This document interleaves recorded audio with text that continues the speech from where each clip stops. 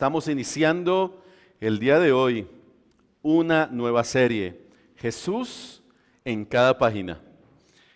Vamos a hablar de la Biblia y cómo Jesús está presente de principio a fin en la palabra de Dios. Cómo la presencia de Jesús no es improvisada, porque muchos pueden pensar que Dios improvisó el plan de salvación a última hora y se le ocurrió a última hora. Pero Jesús no es una persona improvisada porque hace parte de la Trinidad. Usted y yo creemos en el Padre, en el Hijo y en el Espíritu Santo. Y la intervención de ese Dios en tres personas en toda la creación de principio a fin. Así que así he llamado en esta mañana la prédica, Jesús, principio y fin. Y quiero leer entonces en el Evangelio de Juan capítulo 1, verso 1. Voy a ser un poquito denso porque iniciando serie tengo que ser un poquito denso para lograr hilar de ahí en adelante todo el contenido.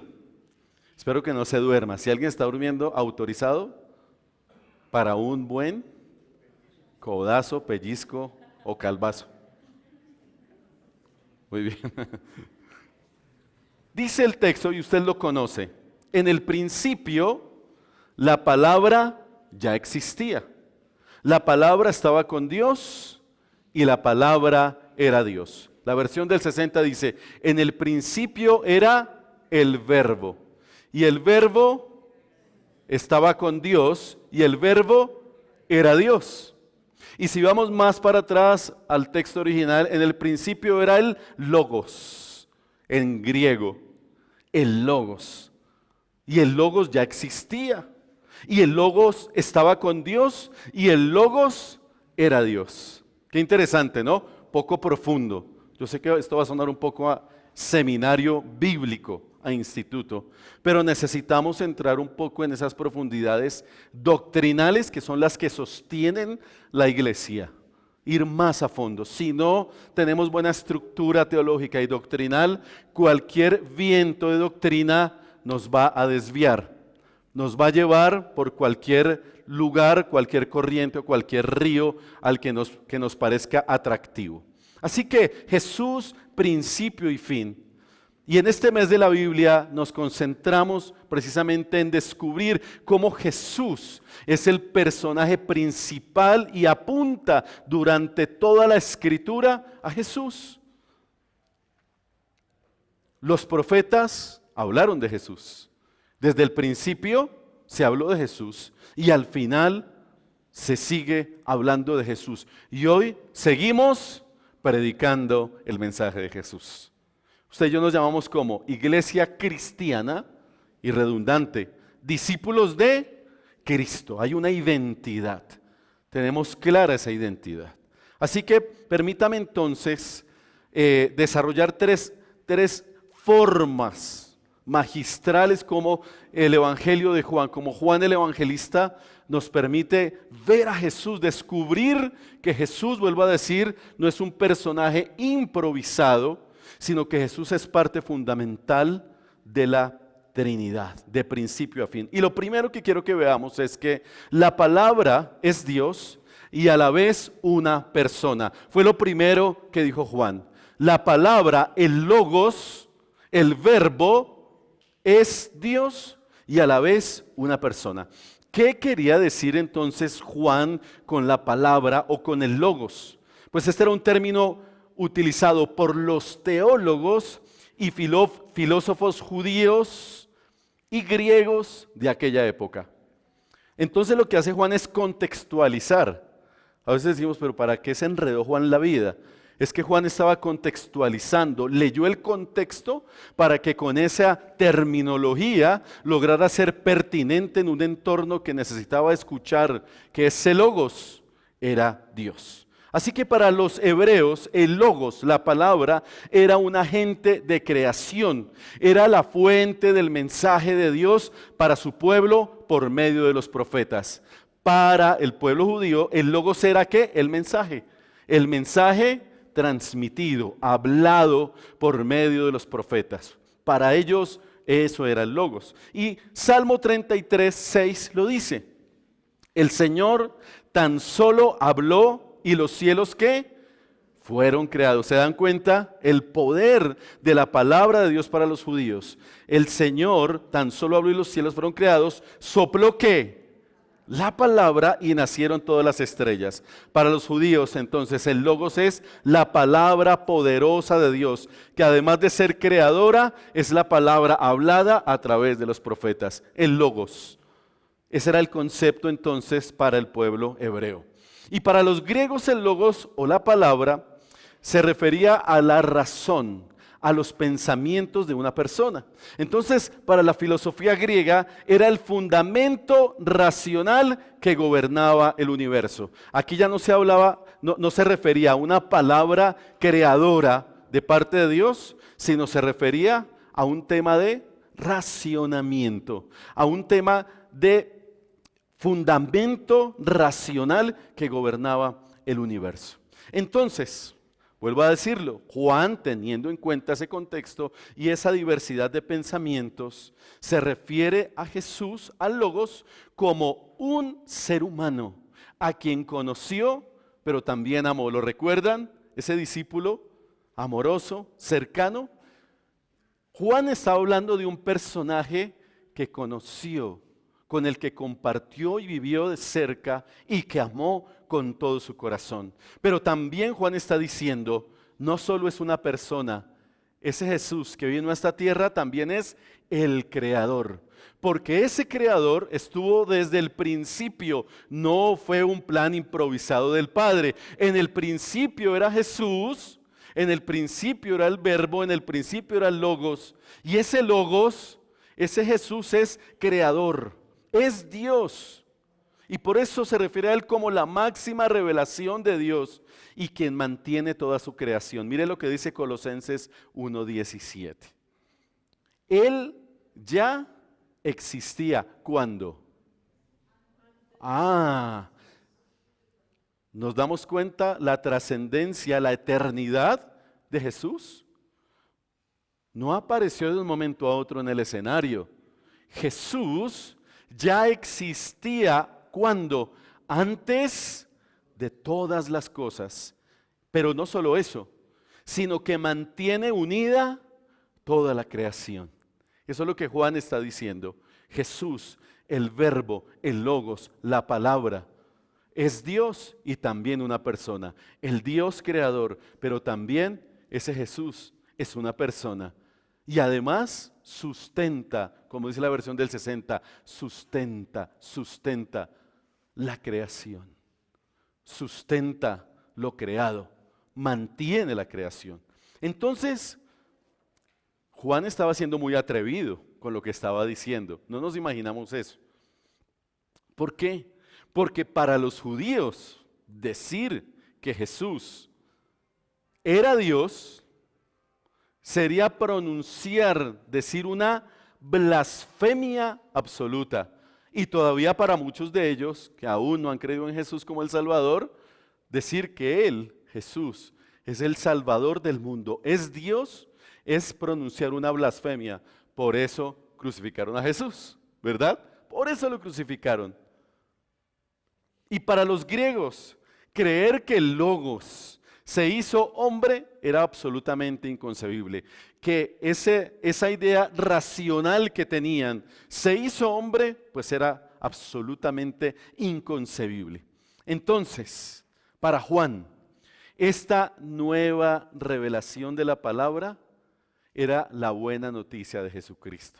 Y Juan les está diciendo, muchachos, no es el Logos un pensamiento racional, y no es el Logos solamente esa palabra creadora.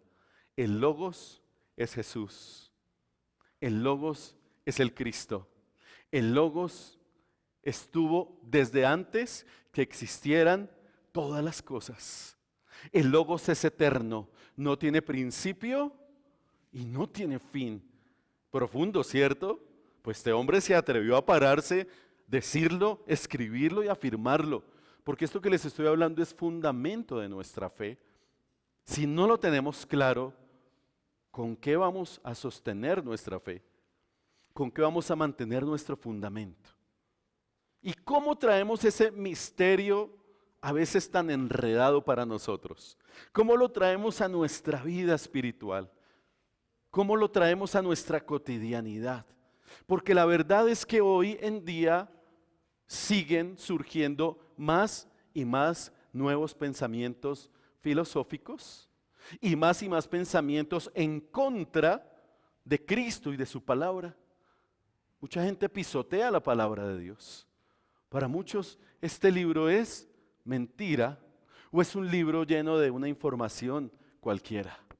No se le ha dado el valor a la palabra. De hecho, hace unos días estuvimos en un evento de libreros y el porcentaje del consumo de librería cristiana, del 100% de librería cristiana que se consume en Colombia, tan solo el 8% de esa librería, de esa literatura, tiene que ver con religión, ni siquiera con evangelio, con religión. Y ahí cabe lo que a usted se le ocurra. Sincretismo y demás cosas. Si seguimos hilando más bajito, seguramente va a disminuir del 100% de la literatura que se consume en Colombia, probablemente solo 3, máximo 4% es el consumo de librería bíblica, cristiana, pero también de la palabra de Dios. Quiere decir que no estamos consumiendo el Logos, que no estamos comiendo de la fuente de la palabra de Dios, que el libro se ha archivado y se ha convertido sencillamente en un libro que ya no se lee, se consume ni se entiende. Y es triste decirlo porque hoy tenemos más versiones que nunca antes en la historia. En la sola aplicación tenemos muchas versiones, pero por montones. Y cuando más facilidad tenemos para descubrir al Logos en cada página, es cuando menos conexión hemos tenido con el Creador, con el que es eterno y con el que se hizo persona. Así que ¿cuál es el reto y el desafío precisamente hoy? Cuando hay tantos pensamientos, lo primero que tenemos que hacer es trabajar nuestra mente, porque el Evangelio es fe y razón, iglesia. Las dos cosas, fe y razón.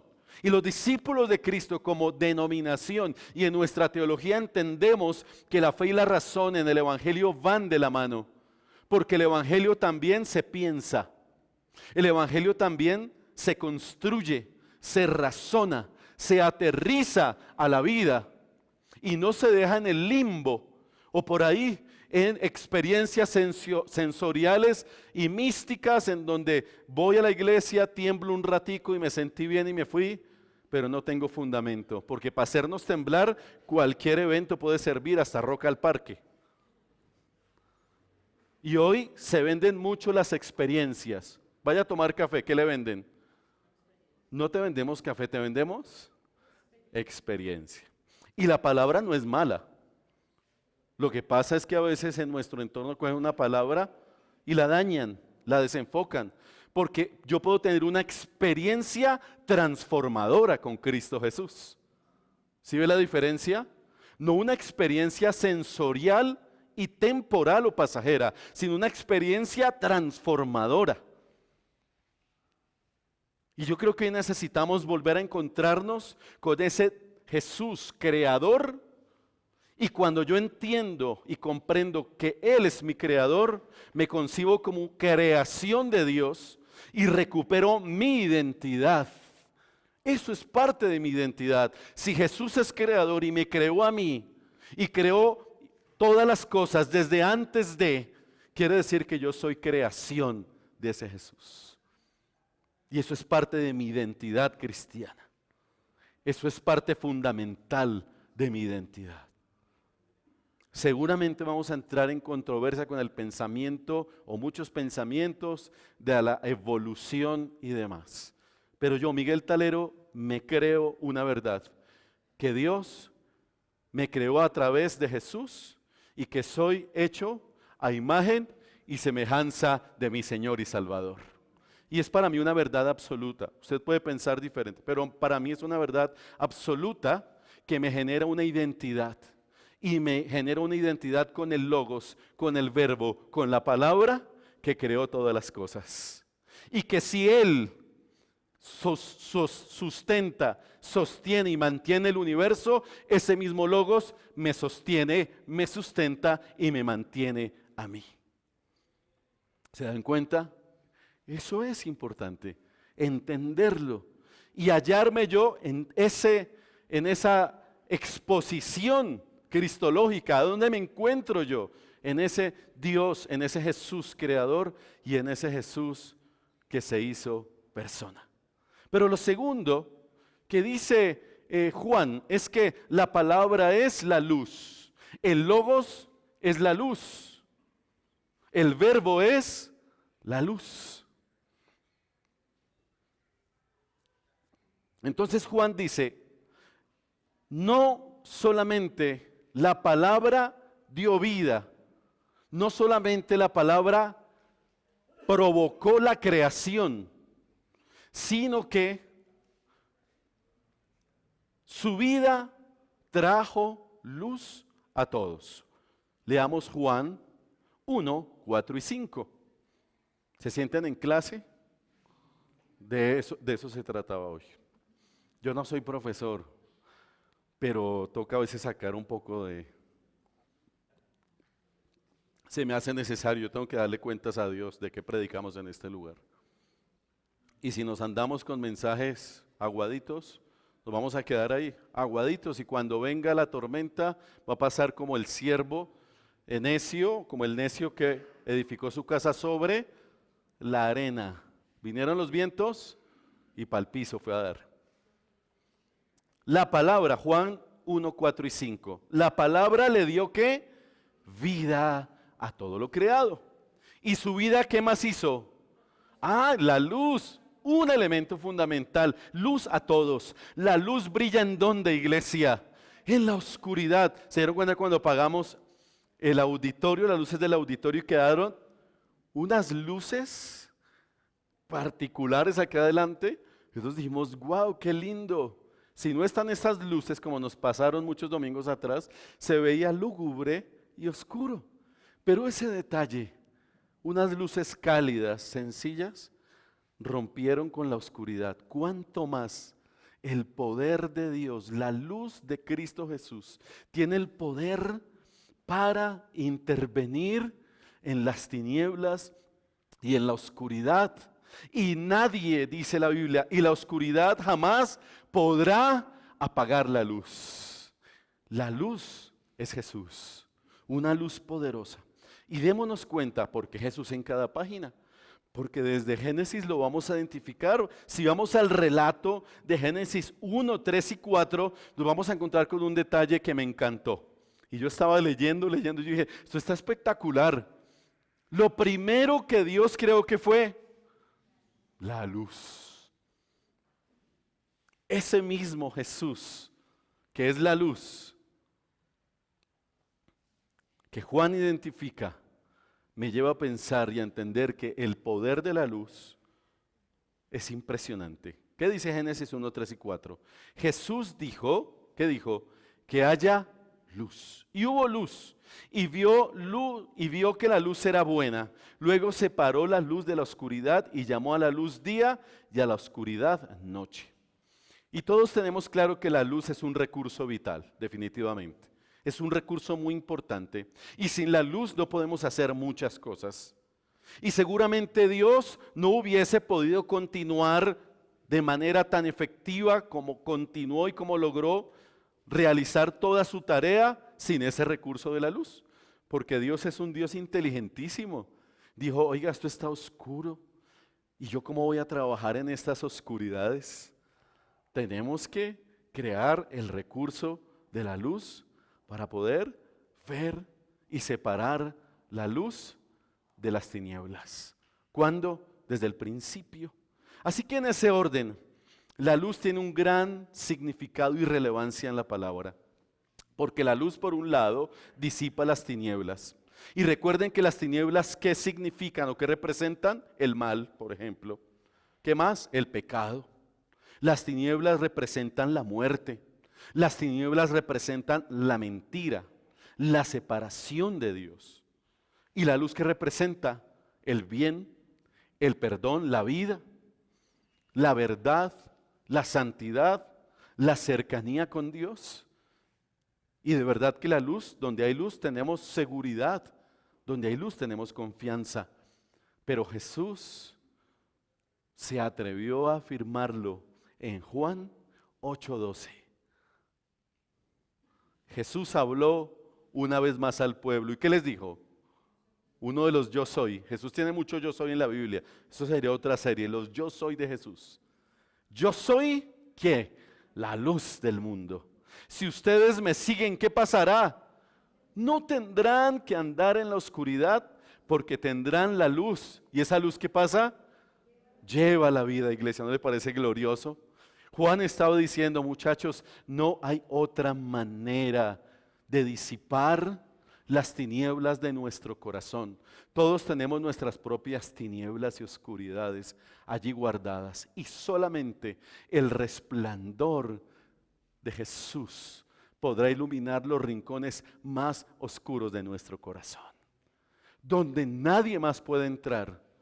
La luz de Jesús tiene un poder impresionante. Diríamos un chorro de luz que entra a los lugares más oscuros para disipar las tinieblas e iluminarnos con su luz poderosa y admirable. Y para andar en la luz se requiere determinación. Por eso Jesús dijo, todo aquel que me sigue es un acto voluntario, ¿o no? Es un acto personal, determinante. Jesús dice, todo aquel que me sigue, todo aquel que se convierte en mi discípulo de Cristo, ya no andará más en tinieblas. Todo aquel que me sigue será iluminado con mi luz y sabrá para dónde va. El problema de las personas que están en oscuridad es que no saben en dónde están y tampoco para dónde van. Pero usted y yo, que hemos sido iluminados con la luz que es Jesús, sabemos en dónde estamos, quiénes somos y para dónde vamos. ¿Usted está seguro de eso? ¿Está seguro de eso? ¿Convencido? Eso tiene que ser una convicción de fe. Si Jesús es mi luz, como dijo el salmista, y mi salvación, yo sé quién soy en Jesús, mi identidad como hijo de Dios, y sé en dónde estoy, y sé para dónde voy. Y sé que si hoy me muero, me voy para la eternidad con mi Señor. ¿Está convencido de eso? Si el Señor hoy me llama, es porque Él me llama. No porque fue un accidente, sino porque Jesús me llama, porque Él me dijo, donde yo estoy, Miguel, quiero que tú estés. Por eso me voy a preparar un lugar para ti, porque esa es mi voluntad. Y eso yo lo creo a ojo cerrado. Si el Señor me llama hoy, estaré en su dulce y gloriosa presencia. Convicciones de fe, iglesia. La luz disipa las tinieblas, el pecado, la oscuridad que representa esa separación de Dios. Valdría la pena hoy preguntarnos entonces, ¿quién está guiando nuestra vida? ¿Si las tinieblas o la luz? Hay gente que le encantan las tinieblas, hay gente que le gusta la oscuridad. Bueno, para dormir está chévere. Si usted es de los que cierra todo para que no le entre luz, ¿cierto? Que quede bien oscurito. Bueno, ahí está chévere. Mi hija es una de ellas. ¿Y usted de pronto se pone esas gafitas antifaz? Tapaojos para... Sí, porque se descansa mejor. Por ahí puede ser. Pero yo no me refiero a eso, me refiero al estilo de vida. Y si las tinieblas, la oscuridad representa el pecado, ¿será que el pecado es el que está guiando mi vida? ¿Será que quien está guiando mi vida son mis malos hábitos? ¿Será que me encantan las tinieblas? ¿Me encanta el pecado? ¿Me encanta la maldad? ¿Qué es lo que más me gusta en la vida? ¿Cuál es mi punto de referencia? ¿La oscuridad, las tinieblas o la luz? Y Jesús vuelve y nos dice, todo aquel que me sigue, ya no andará más. Y aquí es uno de esos casos en donde yo les digo, yo creo que la vida tiene muchos grises, y yo creo en el gris. Usted me dirá, pero la palabra dice que no podemos ser tibios. Pues a eso me refiero en este caso. En este caso, o seguimos a Jesús, que es la luz, o seguimos las tinieblas. Pero en estos casos no hay grises, no hay a raticos. Y si usted está a raticos, pues a raticos va a vivir ahí, con una vida espiritual mediocre, sin convicciones. ¿Qué guía tu vida? ¿Las tinieblas o la luz? Y lo tercero, la palabra vivió entre nosotros. Yo les quiero decir, para mí esto es de los textos más espectaculares y maravillosos, para mí. Me encanta este versículo, Juan 1:14, porque no he visto un texto más glorioso, humano y trascendental. Entonces, el verbo, la palabra o el logos, ¿qué pasó con él? Se hizo hombre y vino a vivir entre nosotros. Estaba lleno de ¿qué? De amor inagotable y fidelidad. Y hemos visto su gloria, la gloria del único Hijo del Padre. ¿No le parece maravilloso? El Logos, la palabra, vino y habitó entre nosotros.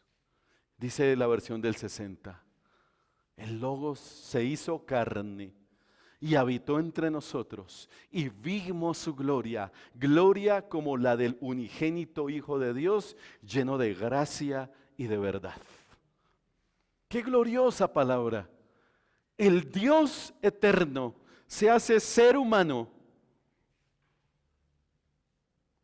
para llevar a cabo un plan de salvación de la manera más clara y entendible posible, para que los seres humanos lo comprendiéramos y asimiláramos. Por eso Dios, en su sabiduría que utilizó el proceso de concepción y de nacimiento natural del ser humano para revelarnos su gloria. ¿Por qué le hubiera podido mandar como un cohete y que se bajara de ahí un extraterrestre bien raro? ¿Sí o no? Y se bajara y dijera, yo soy el Salvador del mundo. Y le apuesto que ahí sí cree todo el mundo. Porque buenos para creer en porquerías extraterrestres y cosas de esas, ¿no?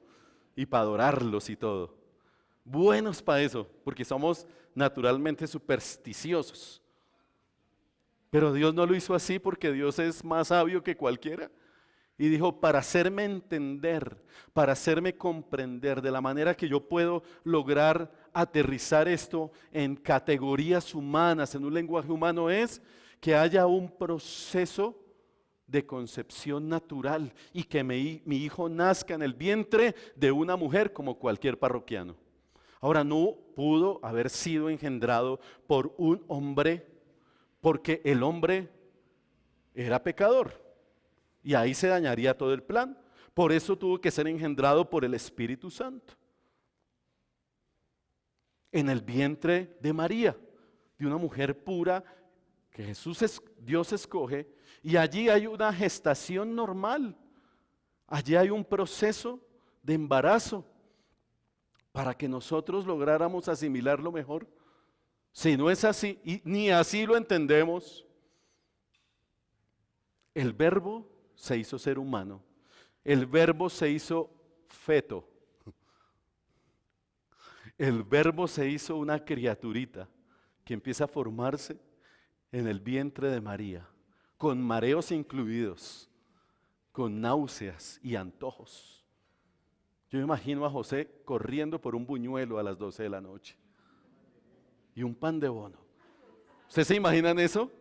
Yo me imagino esto tan natural que a veces la gente lo ve como demasiado místico, pero la intención de Dios no era ponerle esa mística, al contrario, aterrizarlo a categorías humanas, que usted y yo lo entendiéramos. Por eso el verbo, la palabra se gestó en el vientre de una mujer, creció, se desarrolló, nació en un lugar sencillo, humilde, hubo un parto normal, por favor. A María le dieron los dolores, ¿cómo se llaman las contracciones? Y tuvo que caminar para dilatar. Sí, por favor, sí, todo eso sucedió y no estaba en la Fundación Santa Fe de Bogotá. Ni siquiera en mi época, ni siquiera en el centro de higiene del barrio. Eso es de mi época, algunos saben de qué les hablo, así se llamaba. En una familia desplazada por la violencia, desplazada, no había servicio médico para el maestro, para el Rey de Reyes y Señor de Señores. Se gesta en el vientre de una familia pobre y perseguida, desplazada por la violencia. Jesús fue un desplazado por la violencia.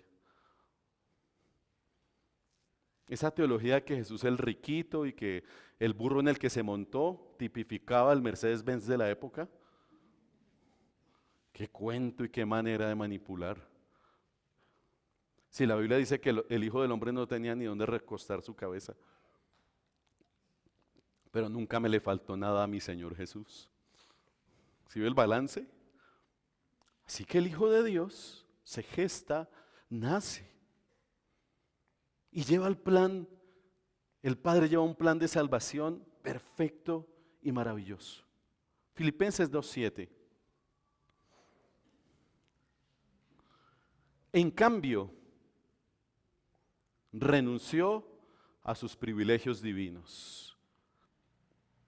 ¿Quién? El Logos, la palabra, el verbo. Siendo Dios, ¿qué hizo? Algo que no nos gusta a nosotros, renunciar a los derechos, porque estamos en la era de reclamar derechos. Pero Él renunció a sus privilegios, adoptó la humilde posición de ¿qué? De un esclavo, iglesia, y nació como un extraterrestre, como un dibujo animado, nació como un ser humano como usted y como yo. Jesús no se puso en mis zapatos ni en mis sandalias, Jesús se puso en mi cuero, en mi pellejo, que eso es mucho más profundo.